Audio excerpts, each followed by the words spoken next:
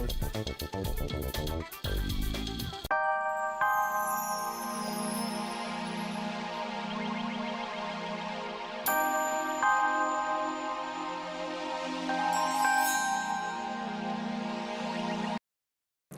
pessoal, nós vamos hoje trabalhar com equilíbrios químicos, mas antes de falar de equilíbrios, eu gostaria de retomar algumas ideias sobre a lei da ação das massas, sobre a parte de cinética química. Se nós recordarmos mais uma vez, o que nós tratamos na aula de cinética química? Nós tratamos sobre a velocidade das reações químicas e como calcular essa velocidade. Aqui nós temos um exemplo novamente, relembrando a lei da ação das massas, que diz o seguinte: nós temos aqui uma equação representando uma reação química em que nós temos 2 mols de CO, ou seja, monóxido de carbono, mais 1 mol de O2, gás oxigênio, formando 2 mols de CO2, dióxido de carbono ou gás carbônico. Observem bem que esses valores que nós temos em frente às substâncias, nós chamamos de coeficiente. Então, vamos relembrar isso que é importante. Esse número que fica na frente de cada reagente ou do produto, nós chamamos de coeficiente. E o que representa para nós esse coeficiente? Ele indica para nós a quantidade de matéria. O que significa na química quantidade de matéria? Indica para nós o número de mols. Então, nós não lemos em quantidade de moléculas, isso é muito importante. Eu não leio 2 moléculas de CO, eu leio 2 mols de CO, ou seja, eu indico a quantidade de matéria. Quando não tem nada na frente, subentende-se que eu tenho 1 mol. E aqui tem a formação de 2 mols de CO2. É importante dizer o seguinte: vamos considerar que essa reação esteja acontecendo em apenas uma etapa.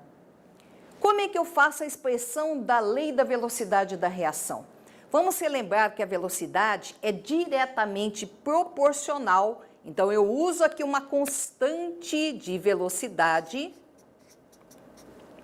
a constante da velocidade, e relembrando mais uma vez que essa constante da velocidade, ela é influenciada apenas pela temperatura. Então, a temperatura altera esse valor de K. Fora isso, outros fatores não alteram o valor de K. Então, a constante da velocidade vezes o produto entre as concentrações molares. Vamos lembrar também que esse colchete indica para nós a concentração em mol por litro. Então, aqui eu tenho um produto. Muitas pessoas erram nessa expressão que colocam aqui um mais aqui no meio. Não, nós temos que lembrar que é produto, multiplicação. Entre as concentrações molares dos reagentes elevados aos seus respectivos coeficientes. Olha lá, 2 é o coeficiente do CO, 1 é o coeficiente de O2. Eu estou partindo do princípio que essa aqui é uma reação elementar. O que é elementar? Acontece em apenas uma etapa. Agora, a pergunta é a seguinte: tudo bem, mas e se nós dobrarmos as concentrações de CO e O2? Isso vai alterar a velocidade da reação química? Quero recordar também com vocês que nós temos fatores que alteram a velocidade de uma reação química. Por exemplo, temperatura, concentração, superfície de contato e o catalisador. Então, é claro que se eu mexer na concentração, ela vai alterar a velocidade. Nós podemos acelerar ou diminuir a velocidade, dependendo da concentração que eu tenha dos meus reagentes. Neste caso, eu estou supondo que eu vou dobrar a concentração desses 2 reagentes. O que nós vamos ter como velocidade da reação? Então, nós temos que colocar isso expresso dentro da equação. Matematicamente, como que nós vamos fazer isso, então? Vou chamar esse daqui de V1, porque é a velocidade sem fazer a alteração da concentração. E vou chamar de V2 agora fazendo a alteração prevista aqui. V2 é igual. O K, como eu disse para vocês, eu não vou alterar, porque ele só altera com a temperatura. Vezes, o que é dobrar a concentração? Então, nós temos 2 vezes CO elevado ao quadrado, vezes 2 vezes O2 elevado a 1. Então, é simplesmente resolver isso matematicamente. Então, V2 vai ser igual ao quê? K vezes 2 ao quadrado, 4, concentração de CO elevado ao quadrado, 2 elevado a 1, 2 mesmo, concentração de O2, ok? O que acontece? Vamos lá, 4 vezes 2, 8. Vou deixar o número aqui, 8 vezes K, concentração de CO ao quadrado, vezes concentração de O2 elevado a 1. Veja que aqui eu não coloquei, mas não precisaria colocar. Toda vez que for 1, você pode subentender. Sabe que a ordem dos fatores não altera o produto, então colocar o 8 aqui na frente não tem problema nenhum. O que eu percebo? Olha só, quem que é isso aqui? K vezes concentração de CO ao quadrado vezes O2 elevado a 1. Não é o V1? Esse aqui é o meu V1 que nós expressamos aqui em cima. Portanto, V2 será igual ao quê? 8 vezes a velocidade de V1, ou seja, a velocidade original que eu tinha. Aumentou 8 vezes a velocidade da reação. Então, tudo vai depender, é óbvio, pessoal, disto aqui, da ordem que eu tenha na minha reação. Então, esse expoente, às vezes, se pergunta qual que é a ordem dessa reação. A ordem dessa reação, eu poderia dizer que é da terceira ordem, porque eu somo o expoente deste reagente mais o expoente deste outro reagente. Então, essa equação, nós poderíamos dizer que ela é uma equação de terceira ordem. Então, dependendo do meu expoente, eu vou ter um resultado. Se eu tivesse 1 e 1 aqui, é óbvio que não seria 8 o meu resultado. Nós teríamos 4 vezes. Se eu tivesse ao quadrado e ao quadrado, nós teríamos 4 vezes 4, 16. Então, eu tenho que prestar muita atenção a elevada a quanto eu tenho dentro da minha equação original, ok? Bom, um outro caso que também nos chama bastante atenção e que muitas vezes nos confunde, são exemplos como este. Eu tenho aqui uma equação, tá? Nós temos H2 reagindo com NO gasoso, produzindo N2 gasoso, mais 2 mols de H2O. E vem um quadro em que eu coloco o experimento 1, 2 e 3 e vou mudando as concentrações e mostrando qual a velocidade resultante.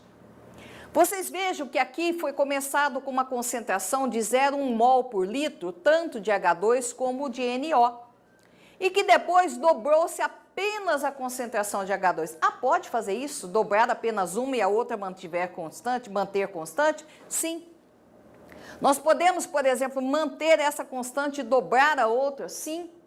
E vocês vejam que os resultados das velocidades são diferentes. Por quê? Porque tudo depende de como vai ser o meu expoente. Dessa forma, quando aparece algo desse tipo para mim, cuidado, pessoal. Você não pode colocar como na anterior. Ou seja, pegar H2 já elevado ao quadrado vezes NO e elevado ao quadrado. Vou colocar aqui como a gente colocaria na anterior. Não pode. Até porque meus resultados não foram esses em termos de velocidade. Tá? Eu não tenho uma duplicação, uma quadruplicação em função dos expoentes. Então, neste caso, nós vamos ter que descobrir qual vai ser o expoente. Então, eu vou chamar de x e de y, que eu exatamente não sei qual é. E tá bom, e como é que eu vou descobrir esse x e esse y? Eu vou ter que substituir no lugar dos experimentos, experimento 1, e vou ter que substituir esses valores que eu tenho na tabela na minha própria equação. Então, vamos lá.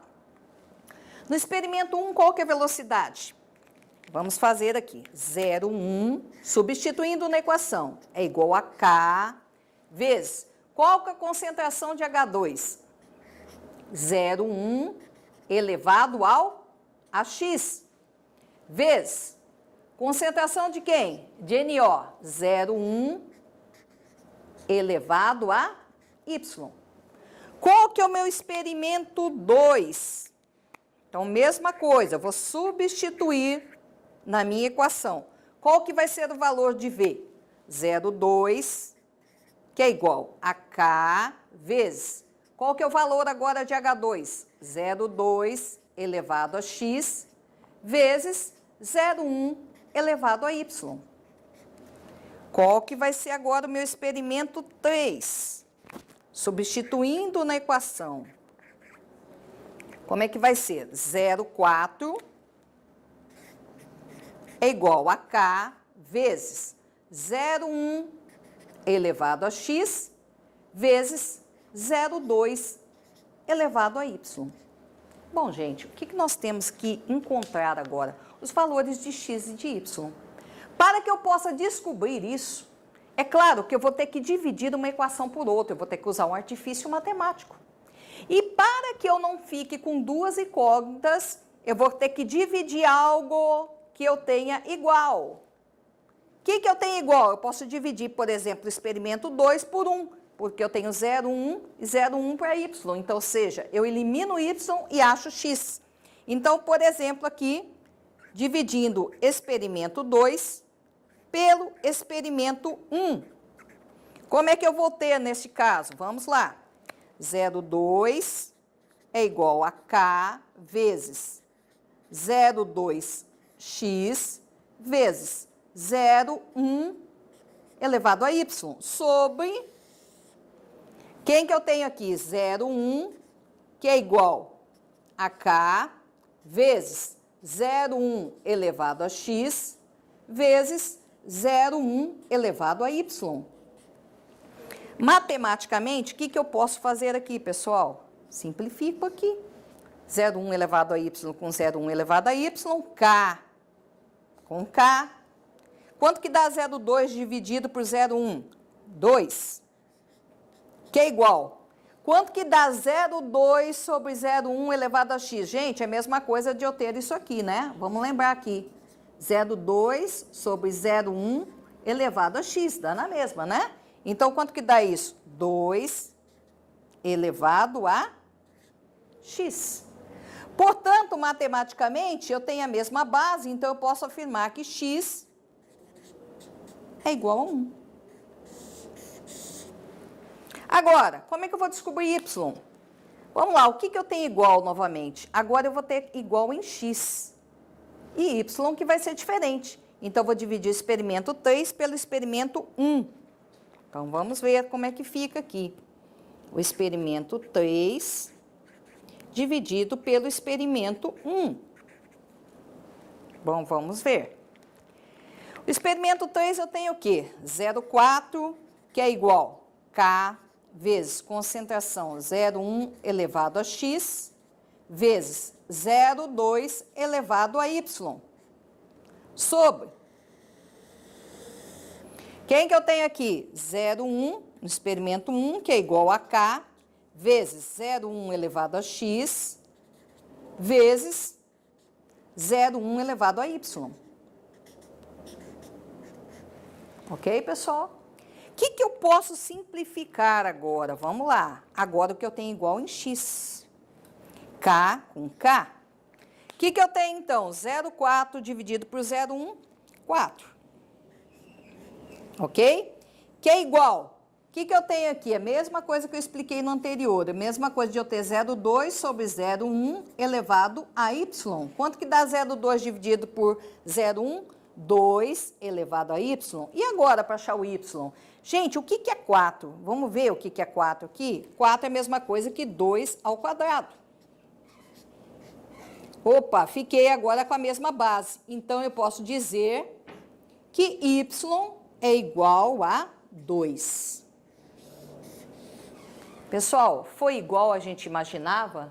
2 no começo e 2 aqui para y? Não, não foi igual. Quanto que foi o valor de x? Né? Vamos observar bem agora o resultado. X igual a 1. Quanto que foi o valor de y? 2. Então, no lugar de x aqui, eu colocaria o quê, pessoal? 1. No lugar de y, eu colocaria o quê? 2. Essa seria a expressão da minha velocidade da reação para esta equação dada. Então, prestem muita atenção quando vocês tiverem algum exercício no qual ele mostra experimentos. Se mostrar experimentos, você obrigatoriamente vai ter que descobrir quais são esses expoentes da lei da velocidade da reação, ok? Bom, agora nós entraremos propriamente no capítulo de equilíbrios químicos. E equilíbrios químicos nos dá assim, sempre uma imaginação de dizer o que é equilibrar quimicamente? O que significa isso para a nossa vida real? Tem alguma aplicação? Equilíbrios químicos existem na vida real ou é só um conceito químico? Como é que funciona isso? Então, antes de falar exatamente quais são os fatores e tudo mais que influenciam no equilíbrio químico, nós vamos ver uns exemplos muito simples do nosso dia a dia. Por exemplo, eu pego um recipiente, uma bacia, um balde, um copo, contendo água líquida. Eu pergunto para vocês, o que vai acontecer com o tempo aqui? Passado algum tempo, imagina nós aqui nesse calor, né? Nesse tempo quente do Mato Grosso. O que vai acontecer com o tempo? Com o tempo você chega no recipiente e ele vai estar vazio. Por quê? Porque aquela água líquida se transformou em água no estado de vapor. Houve uma transformação física. Aqui não teve reação química. Não deixou de ser água. Continua sendo água. Apenas você fez uma transformação física de água líquida para água no estado de vapor. E eu pergunto para vocês, neste exemplo que eu dei, a reação é reversível ou irreversível?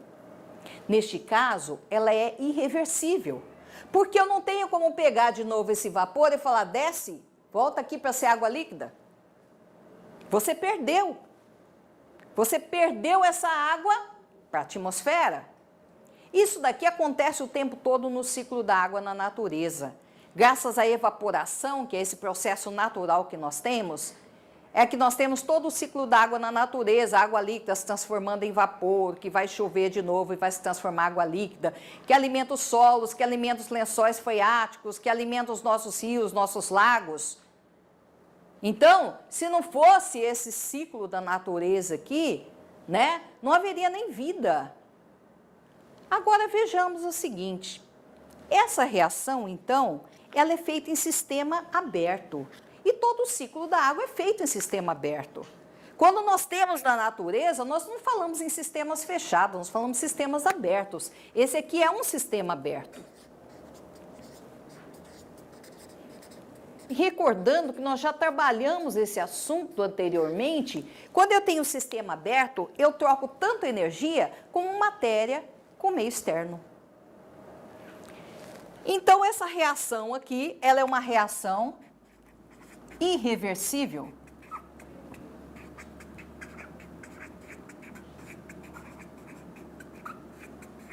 E eu vou até corrigir, né? Transformação irreversível. Por que transformação? Porque não houve mudança no estado da matéria. Eu tive mudança no estado da matéria, mas eu não mudei a característica química da substância. Continua sendo H2O. Agora vejamos aqui. O que eu faço para que eu não perca essa água? Alguém poderia falar assim, olha, coloque uma tampa. É uma opção. Se eu tampar esse sistema aqui, eu não vou ter essa perda que eu tive no primeiro exemplo. O que nós vamos ter com o tempo? com o tempo, o que vai acontecer? Uma parte, a gente até pode ver quando a gente pega, por exemplo, uma garrafinha de água que a gente deixou muito tempo, tá? Dentro do carro, em casa, ela fica cheia como se fosse vaporzinho, né? Gotinhas de água na parede. A gente vai perceber que com o tempo desce um pouco esse volume. Ele desce. Por que que desce? Porque parte dessa água líquida aqui, o que aconteceu com ela? Parte da água líquida, ela se transforma em água no estado de vapor.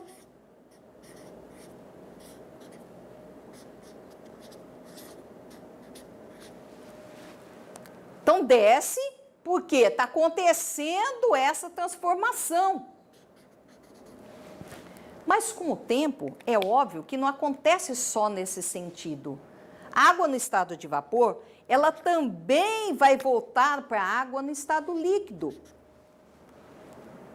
Então, começa a acontecer a transformação nos dois sentidos. A água líquida passa para vapor, vapor para líquido, até que chega um determinado momento que você passa de uns dias e você observa e fala assim, ah, como assim?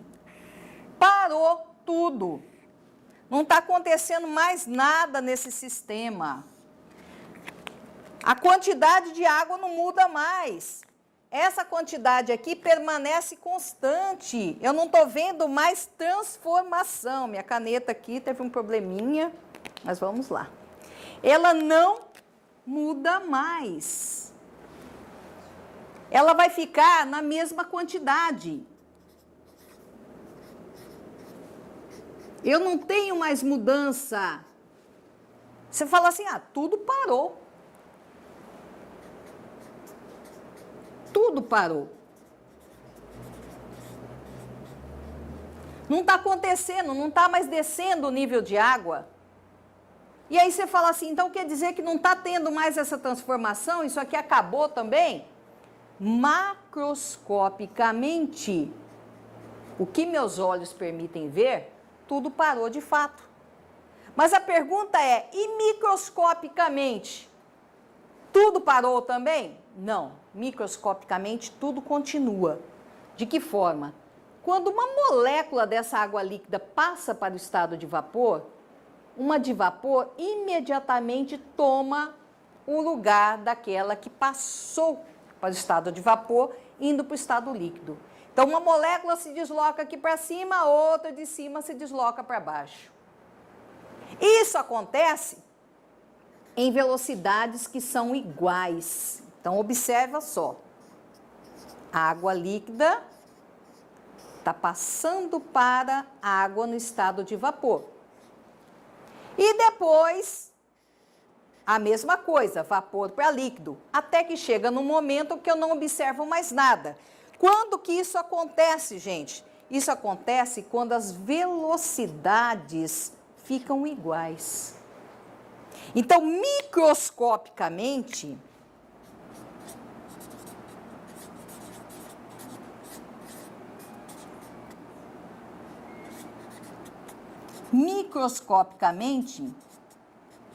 tudo continua.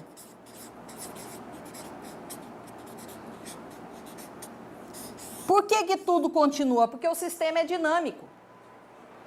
O equilíbrio químico, ele não é estático. O equilíbrio químico, ele é dinâmico.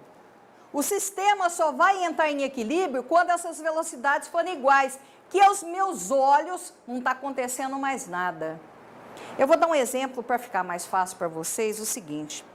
Digamos que você esteja num carro paralelamente a outro carro. Se um está com uma velocidade maior, você percebe o movimento do outro. Mas se os dois estão na mesma velocidade, um em relação ao outro está parado. Se eu estiver andando a 50 km por hora num carro e alguém do meu lado, pareado comigo, também estiver a 50 km por hora, eu olho para ele, é como se ele não estivesse mais em movimento. E ele para mim também, como se eu estivesse parado em relação a ele. Acontece isso aqui na nossa ilusão de ótica também. Como essas velocidades estão acontecendo igualmente, tanto do água no líquido para o vapor e vapor para o estado líquido, elas estão acontecendo com a mesma velocidade, nós percebemos pelos nossos olhos que está tudo parado. Mas microscopicamente continua acontecendo essa transformação, ou seja, líquido para vapor, vapor para líquido. O que eu percebo então, gente? Primeiramente, para acontecer esse equilíbrio aqui, para acontecer isso aqui, a minha reação, a minha transformação, ela é o quê? A transformação, ela é reversível. Mas para que eu tenha uma transformação reversível, houve alguma condição, não houve? Qual que foi a primeira condição? O sistema estava aberto ou estava fechado? Para que eu obtenha uma transformação reversível, o meu sistema, primeiramente, primeira condição, sistema fechado.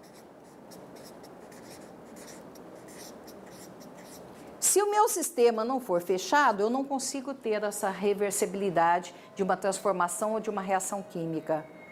Segundo, tá? Uma outra coisa importante, para que atinja o equilíbrio químico, eu tenho que ter as velocidades, a velocidade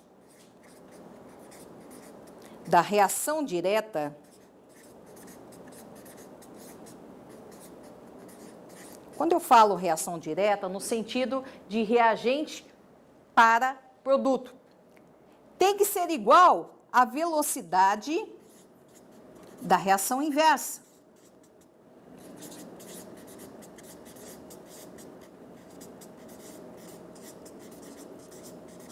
Então, quando essas duas velocidades são iguais num sistema fechado, numa transformação reversível, aí sim eu posso dizer que eu tenho um equilíbrio químico. Aí sim, o meu sistema entra num equilíbrio químico. Então, vamos lá, recordando, para ter o equilíbrio químico, eu tenho que ter um sistema fechado. No sistema fechado, a reação é reversível, tá? E para que aconteça o equilíbrio, eu tenho que ter a velocidade da reação direta, que eu chamei aqui de V1, igual à velocidade da reação inversa de V2.